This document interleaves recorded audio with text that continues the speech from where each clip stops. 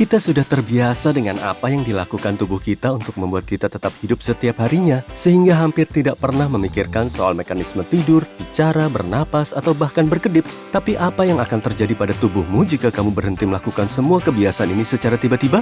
Kapan masalah akan muncul? Bukannya aku mau mogok bicara, tapi terkadang aku bertanya-tanya apa yang akan terjadi kalau aku berhenti bicara sama sekali. Apa aku akan kehilangan suaraku selamanya pada akhirnya? Mari kita cari tahu apa yang dikatakan para spesialis di Universitas Columbia. Pertama, pita suara kita adalah otot. Dan otot butuh latihan sesekali agar tetap bugar. Kalau berhenti bicara, otot-otot ini akan mulai melemah.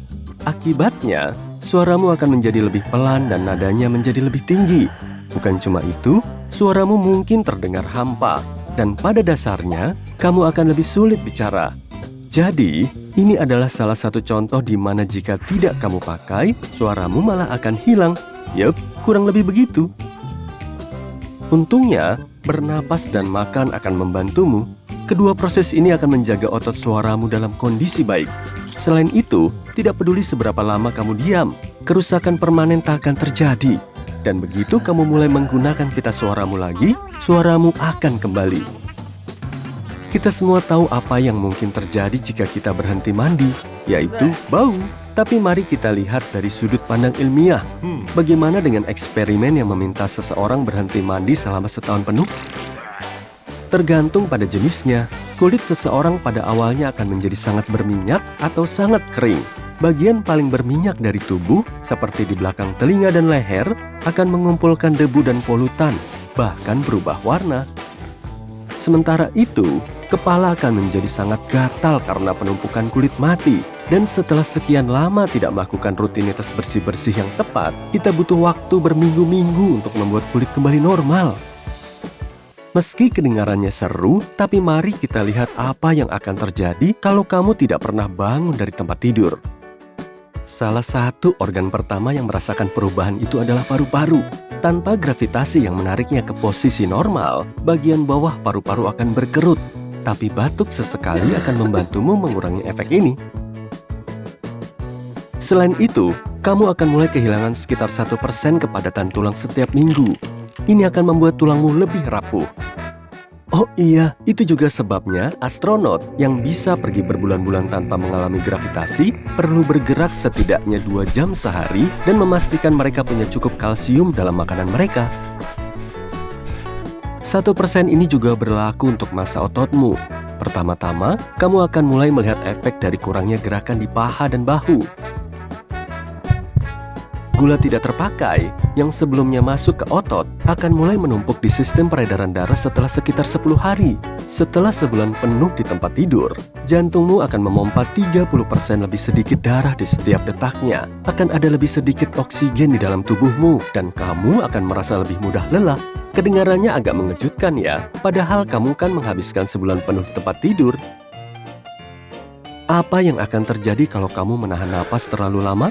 Mari kita lihat urutan dampaknya. Pertama, kadar oksigen di otakmu akan menurun, diikuti oleh tingkat karbon dioksida yang lebih tinggi. Biasanya, tubuhmu membuang gas ini cukup cepat saat kamu mengembuskan napas. Setelah sekitar 60 detik, sel-sel di tubuhmu akan mulai berperilaku berbeda. Semua bagian tubuhmu akan terpengaruh oleh perubahan mendadak ini. Jantungmu akan mulai berdetak tidak teratur. Kalau kamu tidak mulai bernapas pada saat ini, kemungkinan besar kamu akan pingsan. Mirip dengan banyak mamalia lain, manusia memiliki respons menyelam. Ini adalah mekanisme otomatis bawaan yang kamu miliki. Respons ini memastikan otakmu selalu memiliki oksigen yang cukup.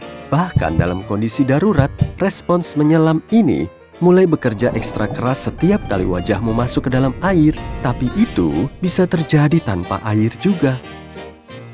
Tujuan utamanya adalah memastikan otakmu terus berfungsi apapun yang terjadi.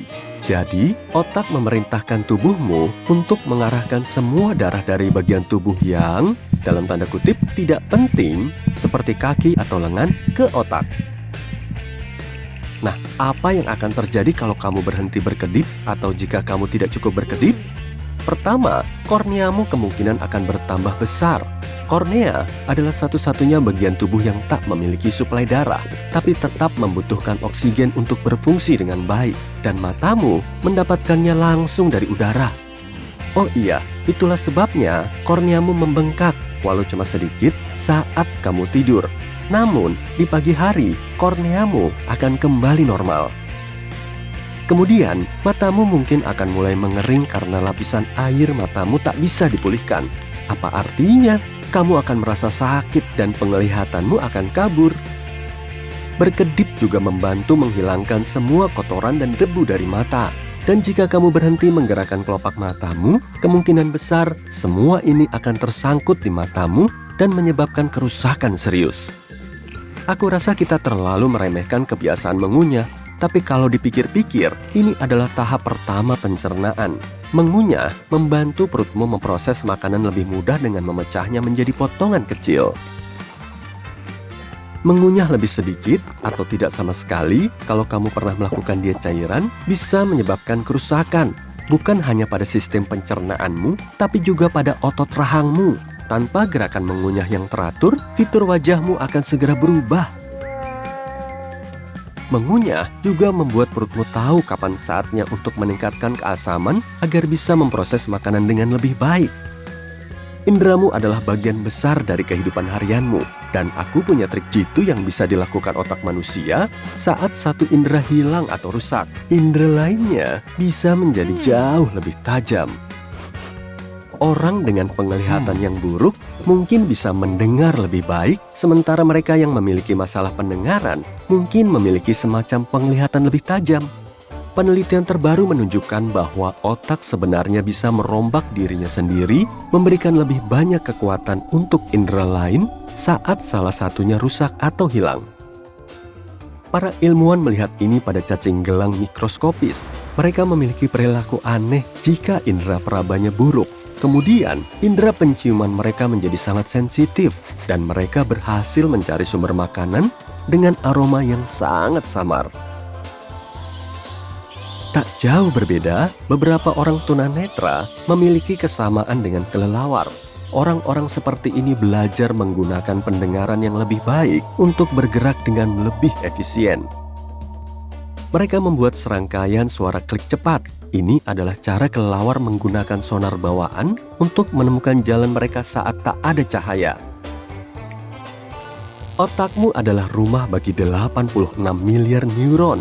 Seharusnya tak mengejutkan jika otak juga punya rencana cadangan saat beberapa bagiannya gagal, kan? Tapi kemudian ada pertanyaan lain. Kenapa indera kita tidak tajam sejak awal?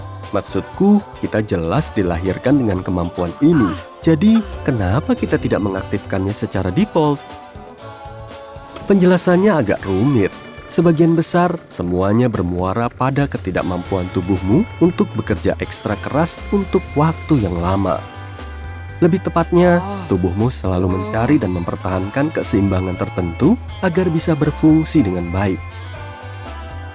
Saat satu indera tidak berfungsi, indera yang lain perlu menjadi lebih tajam.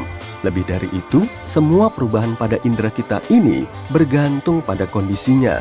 Tampaknya bisa kembali seperti semula. Sekali lagi, ini menggambarkan kebutuhan tubuh manusia untuk berfungsi secara harmonis.